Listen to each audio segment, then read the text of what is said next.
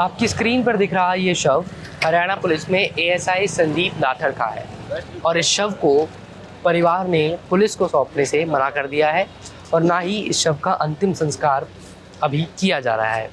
और इस सब का कारण ये है, परिवार की मांग है कि आईपीएस पूरन कुमार, जिन्होंने अभी कुछ दिन पहले आत्महत्या की, उनकी पत्नी को गिरफ्तार किया जाए। एएसआई संदीप नाथर ने एक वीडियो में आईपीएस पूरन कुमार के ऊपर तमाम आरोप लगाए, जिसमें उन्होंने कहा कि आईपीएस पूरन कुमार भ्रष्टाचारी अधिकारी थे और उनके भ्रष्टाचार की वजह से हरियाणा पुलिस के अंदर भी बहुत सारे लोगों को परेशानी हो रही थी। संदीप ने पूरन कुमार के ऊपर ये आरोप भी लगाया कि पूरन कुमार और उनके गनमैन सुशील मिलकर लोगों से पैसे लिया करते थे और महिला पुलिसकर्मियों को ट्रांसफ़र के नाम पर प्रताड़ित किया करते थे। और इस वीडियो के सोशल मीडिया पर वायरल होने तक एएसआई संदीप ने खुद की जान ले ली। उनका शव इस वक्त उनके घर रोहतक में उनके मामा जी के घर पर रखा गया है और शव को पुलिस को सौंपने से मना कर दिया गया है। मेरे साथ इस वक्त एएसआई संदीप के भाई मौजूद हैं। एएसआई संदीप इनसे बड़े भाई थे। सीएम नवाब सिंह सैनी भी अभी यहाँ पर थोड़ी देर पहले आए थे। उन्होंने क्या कहा आपसे और अब आप लोगों की आगे क्या मांग है? आश्वासन दिया था जी आज शाम तक कार्रवाई हो जाएगी। कार्रवाई में किस तो कोई कार्रवाई हुई नहीं। और आप लोगों ने शव भी अभी संदीप जी के अंदर ही है और आपने ये कहा है पुलिस के कि जब तक कार्रवाई नहीं होती आप ऑटोप्सी की रजामंदी नहीं देंगे? नहीं देंगे जब तक कार्रवाई नहीं होगी, जब तक नहीं देंगे। जो आरोप भूप सिंह जी संदीप ने लगाए पुलिस आईपीएस पूरन के ऊपर और भ्रष्टाचार के आरोप उनकी पत्नी के ऊपर, आपका उनके ऊपर क्या कहना है? और उन्होंने अपनी जब जान दी तो उन्होंने उस वीडियो में ये कहा कि मैं बलिदान दे रहा हूँ। प्रधान जी, मैं लिख के दे सकता हूँ, हमारा भाई झूठा तो 1% भी नहीं। हम बचपन दोस्ती जाना, हम इकट्ठे पढ़े भी। झूठ का तो वो कभी सहारा लिया ही नहीं करता। जो बात थी ना वो इतना ही बोले अर्धा, जितनी बात उसकी कहनी ठीक लगे अर्धा, और सच्चाई बोले अर्धा। और जो बात उसकी कही आखिरी वक्त पर जब आदमी अनु दे रहा बने पुराना क्या उत्ती देने लग रहा सिस्टम तो लड़ते हुए, तो गलत और झूठी बात क्यों कह जाएगा? वह कह जाएगा जो उसके भीतर में बैठ गई। ठीक है जी, जिस चीज़ ने जगह बना ली, घर बना लिया, और उसको ये पता था कि भाई हम कितनी भी मेहनत, कितना भी करप्शन न कंट्रोल करने की कोशिश करा, ये जो बड़े मगरमच्छ बैठे हैं ये इस चीज़ ने काबू नहीं होने देंगे। और ये बड़े मगरमच्छ थे। अब इन्वेस्टिगेशन का हिस्सा है पूर्ण कुमार का लैपटॉप, उनकी घरवाली अपनी कस्टडी में ले बैठी, क्यों नहीं दे रही? आईएएस लॉबी का, चलो वो बड़े अधिकारी थे, वहाँ पर तो पूरा देश का सिस्टम चला गया, सरकार चली गई, सरकार ने सारी बात मानने की कह दी। क्यों भाई? ये हमारा भाई मतलब इंसान नहीं था या बड़ा अधिकारी नहीं था? यही है ना, अगर वो बड़ा अधिकारी नहीं था, एक छोटा कर्मचारी था, तो मतलब कर्मचारी तो मरो, अधिकारी कोई मर जाए तो भाई हाल पूरा होगा। कर्मचारी मर गया तो उसकी कोई, हमने बेरा भाई हमारे भाई की जान जा रही है, हमने नू बेरा है, हमारे भाई की जान की क्या कीमत थी? हमारा घर में चलानिया हुए था। 5 बाण हैं, 2 बेटी हैं, विधवा माँ है, और आज वह घराड़ी भी विधवा होगी भाई। एक बार अपनी छत्ती बात देख के बुझ के देखिए वो को क्या करा भाई, घर का बालक क्या करेंगे? वो छोटे छोटे बालक रहे, आज तड़के रो दे कर्जा पट्टा था सारे का, आप देख लो। सीएम साहब का पट्टा ना पट्टा, सीएम साहब कितनी कार्रवाई करेंगे बेरा नहीं, लेकिन वो बच्चे सीएम साहब के हम हाथ जोड़ कर रोए हैं, गुहार लाई हम। ठीक है। हाँ, ये अकेले कमाने वाले थे संदीप जी? हाँ अकेले, जमा अकेले थे। 5 बाण हैं, जिसमें एक सिस्टर की तो टांग भी कटी हुई है। वो यहाँ आई थी, सीएम साहब ने वो भी देखी। अगर ये भी सीएम साहब ने जो इस चीज़ की दया नहीं आई और निष्पक्ष जांच नहीं कराई तो सीएम साहब निर्दयी है। इसमें आईपीएस पूरन ने जो नोट लिखा था उसमें उन्होंने कहा कि उनको, क्योंकि वो दलित थे तो इसलिए उनको तंग किया जाता था और छोटी जाति से, इस तरह के आरोप उन्होंने लगाए उस पर। भाई साहब, हमारे देश का तो पतन ही इस चीज़ के कारण हो गया कि यहाँ जातिवाद का जहर घोलो और अपनी राजनीति चमका लो, सिर्फ और सिर्फ यही मामला है। लेकिन हमारी लड़ाई ना तो किसी जाति से है ना किसी धर्म से है, हमारी लड़ाई सिस्टम से है। और वो सिस्टम जो हमारा भाई कह गया है भाई, एक मैं अपनी प्राणा की आहुति देखें, शायद इस मेरे देश की जनता ने, इस जन जन ने जगा जाऊँ भाई। ये हम हाथ जोड़ गया भाई, हमारा भाई कह गया था भाई इसमें हमारा साथ दो।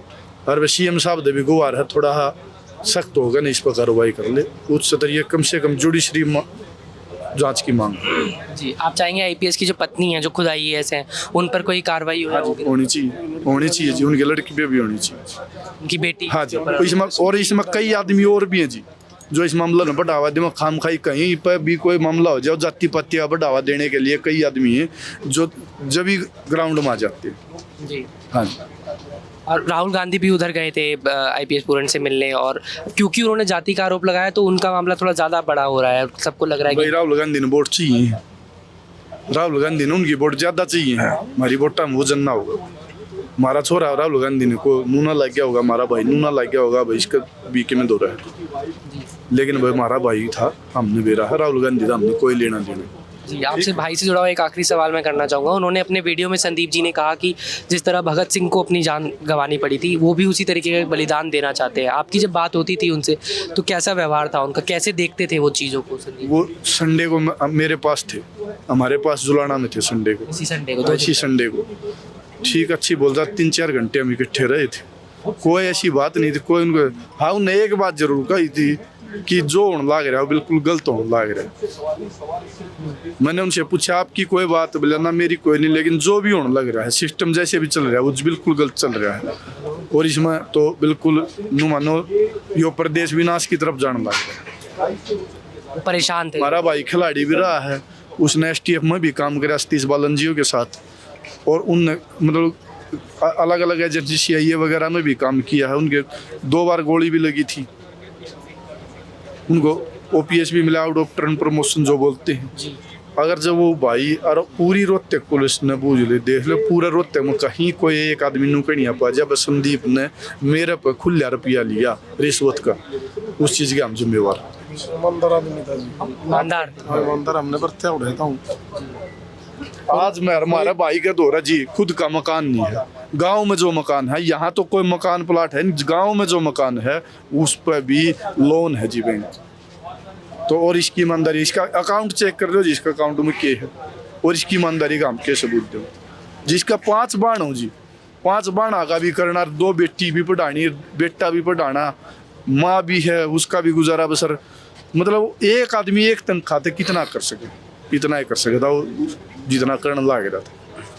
लेकिन उसने अपनी कदे भी अपना जमीर नहीं डगमगाने दिया, रिश्वत का नाथ नहीं कराया। उस भाई ने हमेशा मतलब अपनी नेक कमाई में अपना काम चला। भ्रष्टाचार तंत्र के खिलाफ आवाज उठाई है। आज भी जुलाना जाया करता, सरकारी बस्तर जाया करता, जिन्हें पुलिस के थानेदार बड़ी बड़ी गाड़ी हम चल रहे, हमारा भाई बस्तर जा रहा था। कहाँ पीसा की रिश्वत की, तो रिश्वत लेवर, तो फिर इसका मतलब रिश्वत लेनिया था तो बड़ी गाड़ी में जाओ। बस स्टैंड पर तो हमारा दौरा फोन कर रहा था, बस स्टैंड पर आएगा बिठा ले जाओ।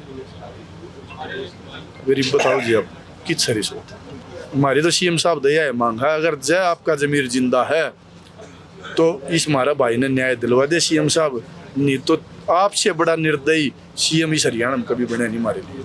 जी। संदीप जी के बच्चे कितने थे? 2 लड़की हैं जी। छोटी हैं अभी? हाँ जी, एक लड़की 18 साल की है, 5 JEE का टेस्ट भी क्लियर किया था, अब वो सीकर पढ़ रही है। उनकी पढ़ाई का खर्चा, आगे उनकी शादी है और सारी तो है कि जी, तो वो कमानिया था, हो गया भगवान भरोसा बात, बाकी चीजें टूटे फूटे हम भाई, हाँ हमारे बालक है जी, हम संभालेंगे। चीज़। ठीक है जी। ये संदीप जी के परिवार के तमाम लोग यहाँ पर एक। जी, आपका नाम? मेरा नाम आनंद लाठ है। आनंद जी, जो ये बात कही गई संदीप जी द्वारा कि आईपीएस पूरन ने जो नोट लिखा वो शायद खुद को बचाने के लिए लिखा था कि भ्रष्टाचार पे उनके ऊपर जांच होगी, अब इस पे पुलिस की तरफ से तो कोई बयान नहीं आया है, लेकिन आप इसको क्या मांग करेंगे? देखिए, संदीप ने भी सुसाइड नोट भी लिखा है और संदीप मरने से पहले अपना खुद बयान भी दे के गया है। IG पूर्ण कुमार ने तो उसको जाति पाति के अंदर घुमाया है, और संदीप ने तो एक मानवता के लिए सभी जो पुलिस कर्मचारी थे, छोटे कर्मचारी थे, उन सब के लिए, जो पुलिस में हमारी बहन बेटियां नौकरी करती हैं, उनकी भी आवाज़ उठाने का काम किया है, और मानवता के लिए उसने अपनी शहादत दी है। जिस प्रकार भगत सिंह ने पता था भाई आप असेंबली में ये पर्चे भगाओगे तो जाहिर है ये मारे जाओगे, अंग्रेज लोग आपको छोड़ेंगे नहीं, तो इसने भी अपनी आवाज़ उठाई। भाई मरना तो फिर भी है, लेकिन उसने अपनी आवाज़ उठाई और उसने ये तरीका अपनाया है, तो इससे पूरा परिवार सदमे में है। और हमारे जो छोटे छोटे बच्चे हैं, संदीप के छोटी बच्ची है, एक लड़का है, 2 लड़कियां हैं, 5 बहन हैं, तो आज पूरा परिवार गमगीन है। हम तो प्रार्थना करते हैं भगवान से वह उनकी आत्मा को शांति दे। और जो परिवार का पालन पोषण करने के लिए मुख्यमंत्री जी जिस प्रकार वाई पूर्ण सिंह की बेटी को उन्होंने डीएसपी लगाने की बात की है, तो संदीप की मिसिज भी क्वालिफाई है, पढ़ी लिखी है, उसको भी डीएसपी लगा करके या कोई और बड़ा पद दे करके उसकी आत्मा को शांति देने का जो काम है सरकार द्वारा किया जाना चाहिए और उसको एक शहीद का दर्जा दिया जाना चाहिए, क्योंकि वो पूरे सिस्टम के खिलाफ उन्होंने शहादत दी है। तो हम तो सरकार से प्रार्थना करते हैं भाई वो उसको शहीद का दर्जा दे। जी, क्योंकि मैं अभी अंदर भी गया था तो मैंने देखा संदीप जी की बॉडी के साथ आप लोगों ने भगत सिंह की और वो तस्वीर रखी हुई है, तो क्या मैसेज देने का? वो मैसेज है जिस प्रकार शहीद भगत सिंह ने भी अपनी शहादत दी थी असेंबली में लोगों को जगाने के लिए, अंग्रेज सरकार को जगाने के लिए, चेताने के लिए उन्होंने उसमें पर्चे फंकवाए थे। तो इसी प्रकार उनको शहादत मिली, उनको फांसी मिली। तो ये संदीप लाठर जो ये करके गया है ये भी एक शहादत दे के गया है। वो भगत सिंह से मिलती जुलती इसकी कहानियाँ लोगों को जगाने के लिए, अपने कर्मचारी भाइयों के लिए उन्होंने शहादत दी है। ये उनसे मिलती जुलती कहानी है, इसलिए जो युवा साथी आते हैं उनको नमन करने के लिए वो भगत सिंह की प्रतिमा लेकर के आते हैं, भाई ये भाई हमारा भगत सिंह के समान है। जी, अभी जैसा सर कह रहे थे कि सीएम नवाब सिंह सैनी ने कहा है कि शाम तक हम कोई एक्शन लेंगे। अगर वो कोई एक्शन वैसा नहीं ले पाते हैं जिससे आप लोगों को संतुष्टि हो, तो अब आप आगे क्या कदम लेंगे फिर? आगे ये कमेटी है, पूरी गांव की कमेटी भी है हमारे, हम जुलाना से हैं, तो हमारे भी जो सभी कमेटी मिल करके आगे का फैसला लेगी। अगर इस तरह का कोई ठोस कदम सरकार की तरफ से नहीं उठता है और जो दोषी हैं उनके खिलाफ कार्रवाई नहीं होती है तो बड़ा आंदोलन करने के लिए मजबूर होना पड़ेगा। और 36 बिरादरी को साथ लेकर के, ये मानवता की लड़ाई है, किसी जात पात की नहीं है, धर्म मजहब की नहीं है, ये मानवता के लिए एक लड़ाई है जिसको आगे बढ़ाने का काम किया जाएगा। जी, और जिस प्रकार आईपीएस पूर्ण कुमार की फैमिली ने उनकी बॉडी को पुलिस को नहीं सौंपा था पोस्टमार्टम के लिए, आज उनको सौंपा गया है, उनका पोस्टमार्टम होगा और शायद अंतिम संस्कार होगा, तो आप लोग वो तो उनकी तो वो बताएंगे जी। हमारे तो जिस प्रकार कमेटी फैसला लेगी, अगर पहले तो उनकी जो लोग हैं जो सिस्टम के खिलाफ चल रहे हैं उनके खिलाफ अगर वो आ जाएगी, एफआईआर की कॉपी आ जाएगी, तो उसके बाद बातचीत करके आगे का फैसला। तो आप चाहते हैं एफआईआर हो उनके खिलाफ आईपीएस की? बिल्कुल बिल्कुल। चलिए, शुक्रिया हमसे बात करने के लिए। ये परिवार है एएसआई संदीप का और उनके परिवार के तमाम लोग यहाँ पर मौजूद हैं। आपको गांव के लोग बैठे हुए नज़र आएंगे। एएसआई संदीप के भाई से हमने बात की और उन्होंने बताया किस तरीके से कि एएसआई संदीप अपने पीछे अपने परिवार में 5 बहनों को, अपनी 2 बेटियों को और अपनी एक विधवा पत्नी को छोड़ गए हैं। सीएम नवाब सिंह सैनी ने ये दावा ज़रूर किया है, इनको आगे आश्वासन दिया है कि शाम तक कोई ज़रूर एक्शन इसके ऊपर लिया जाएगा। हालांकि परिवार की मांग ये है कि आईपीएस पूर्ण, जो कि अब इस दुनिया में नहीं है, जिन्होंने सुसाइड किया था, उनकी जो पत्नी है आईएएस हैं जो कि, उनके ऊपर एक्शन लिया जाए, उनके ऊपर एफआईआर कराया जाए और उसके बाद ही एएसआई संदीप का जो शव है वो पुलिस को सौंपा जाएगा ताकि इसका पोस्टमार्टम हो और उसके बाद अंतिम संस्कार एएसआई संदीप का जो है वो विधिवत तरीके से किया जा सके। साइमल्टेनियसली अगर मैं बात करूं आईपीएस पूर्ण की, तो उनके परिवार ने पिछले लगभग 4-5 दिन से उनका शव जो है वो पुलिस को नहीं सौंपा था, जिसकी वजह से पुलिस उनका भी पोस्टमार्टम नहीं करवा पा रही थी। आज पोस्टमार्टम की परमिशन दे दी गई है आईपीएस पूर्ण कुमार के परिवार की तरफ से, जिसके बाद उनका पोस्टमार्टम हो रहा है और फिर उनका अंतिम संस्कार कर दिया जाएगा। एएसआई संदीप ने अपने वीडियो में सुशील का जिक्र किया था। सुशील जो कि आईपीएस के गनमैन हैं, जिनको गिरफ्तार किया गया एएसआई संदीप के मुताबिक, और उनकी गिरफ्तारी के 24 घंटे बाद ही आईपीएस पूर्ण ने खुद की जान ले ली, जिस पर एएसआई संदीप का अपने वीडियो में ये कहना था कि आईपीएस पूर्ण घबराए हुए थे, डरे हुए थे कि कहीं उनके भ्रष्टाचार की पोल ना खुल जाए, और उसी से बचने के लिए उन्होंने सुसाइड नोट में जाति का हवाला लिया, खुद के दलित होने का हवाला लिया और खुद की जान ले ली। अब देखना ये होगा कि हरियाणा पुलिस के सामने जो इस वक्त ये द्वंद्व पैदा हुआ है कि हरियाणा पुलिस में ही काम करने वाले 2 लोगों ने अलग अलग तरीके के आरोप डिपार्टमेंट के ऊपर लगाए हैं। एक तरफ आईपीएस पूर्ण, जिन्होंने डिपार्टमेंट के ऊपर कास्टिज्म का बड़ा आरोप लगाया। उन्होंने ये कहा कि क्योंकि वो दलित वर्ग से थे इसलिए उनके साथ गलत व्यवहार किया गया, उनको प्रताड़ित किया गया। तो वहीं दूसरी तरफ एएसआई संदीप, जिनके घर पर इस वक्त मैं मौजूद हूँ, उन्होंने भ्रष्टाचार का संगीन आरोप आईपीएस पूर्ण और डिपार्टमेंट के कुछ अन्य लोगों के ऊपर लगाया है। कैमरा पर्सन मदन लाल के साथ मोजो स्टोरी के लिए रोहतक से हर्षित की रिपोर्ट।